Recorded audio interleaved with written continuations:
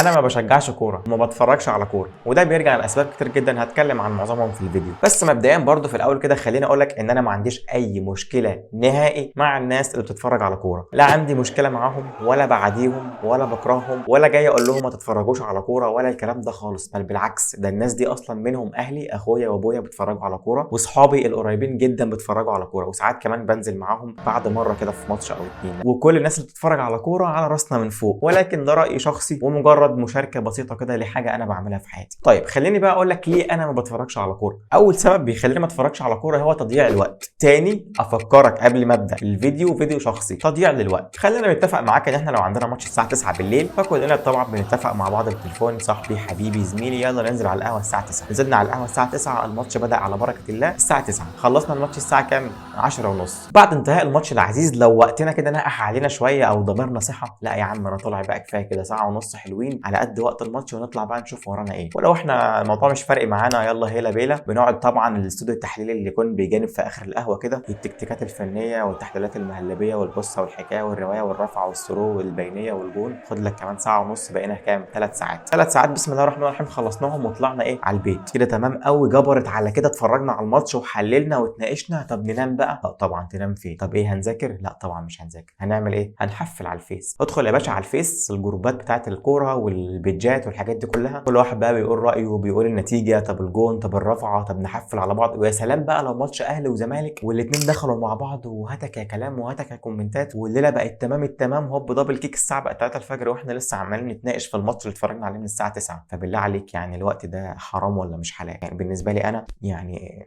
انا ماليش علاقه بجد باي حد تاني، بس انا بتكلم من وجهه نظري اللي انا بحكم عليه لنفسي انا. يعني حرام من 9 ل 3 مثلا ده مبدئيا. وطبعا نحترم على راسنا من فوق الراجل اللي اتفرج على الماتش 9 10 ونص وخلص ودخل نام او دخل شاف حاله وما عملش السكه الثانيه، يعني تقريبا نص الناس بتعمل كده ونص الناس بتعمل كده على حسب ما شفت. يعني ده اول سبب، الليله ضاعت بالصلاه على النبي كده. نخش على السبب الثاني، التعصب. ما تقوليش مش هتعصب، مفيش واحد بيبقى قاعد في القهوه ما بيشتمش اللاعب لما بيضيع فرصه، ده مبدئيا كده يعني اول نوع من انواع التعصب، الا من رحم رب لاعبه المفضل او النادي بتاعه المفضل بيتمنى بقى ان اي فرصه تيجي جون، فلازم كده بيكون عندك شويه مضايقات جواك كده ان الفرصه ما جاتش جون، ودي طبعا بتستشعر جواك مبادر للتعصب ومبادر للمضايقه. فيعني بص انت فاهم بقى. تاني نوع من انواع التعصب النقاشات اللي بتحصل، اتكلم مع صاحبك او مجموعه من الاصحاب قاعدين مع بعض قعده لطيفه جميله بيشربوا حاجه، ما شافوش بعض من زمان نازلين يتقابلوا بقالهم سنين ما اتكلموش جايين يتكلموا، طبيعي جدا هيتفتح موضوع الكوره. 90% من المواضيع اللي بتتكلم فيها الشباب هي الكوره، او ما لا يقل عن 90% من اي قعده شباب فيها كلام عن الكوره، فطبيعي جدا هنتكلم مع بعض، واحد بيقول كلمه الثاني بيقول كلمه، طب ده رايه، طب ده مش رايه، طب ده بيعلي عليه، طب الثاني بيعلي، وندخل في نقاش وجدال ونتخانق مع بعض ونشد مع بعض. وده حصل قدامي فعليا وساعتها بكون متضايق جدا بجد. يعني انا ساعتها ما بعرفش اعلق لاني انا عارف تعليقي مش هيبقى ليه لازمه، وكلامي ممكن يترد عليه بكلام مش لطيف وكلام مش كويس، لان ساعتها اصلا الطرفين بيكونوا والعين كده ومتعصبين جدا ومش مستحملين اي كلام. فلو انت تدخلت وقلت انت بتتخانقوا على ايه وعملت جو النصيحه ده، الوضع بيزيد اكتر والناس دي بتتضايق اكتر، لان هم اصلا بيكونوا متضايقين من نفسهم ان هم وصلوا للمرحله دي. فبالتالي انا ليه احط نفسي في المواقف دي كلها؟ ودي تاني سبب من اسباب التعصب، وهو التعصب ما بين الناس في النقاشات الحاد. تالت حاجه التشتت الذهني، دايما متابع مين اللي فاز مين اللي ما فازش، طب التشكيله الجايه ايه، طب الجون كان عامل ازاي، طب مين اللي هيلعب النهارده، مين اللي هيلعب بكره، طب ابعت لصاحبي، طب اللاعب ده اتباع بكام، طب المدرب ده جاي امتى، طب المدرب ده مش جاي، طب ايه رايك في اداء الفرقه النهارده، طب الفرقه الثانيه هتلعب امتى، طب مش التصفيات، طب النهائيات، طب الماتش يوم ايه، طب الماتش الساعه كام. دماغك دايما بتكون مشغوله، كل شويه تدخل على الصفحات متابع نوتيفيكيشن على برامج الكوره، دماغك رايحه في سكه او مشغوله في جانب الكوره بشكل كبير جدا، وده بيأثر على يومك اصلا، بيأثر على انتباهك، بيأثر على تركيزك. وده اللي بيخليني اروح للسبب الثالث والنهائي، وهو انا بستفاد ايه.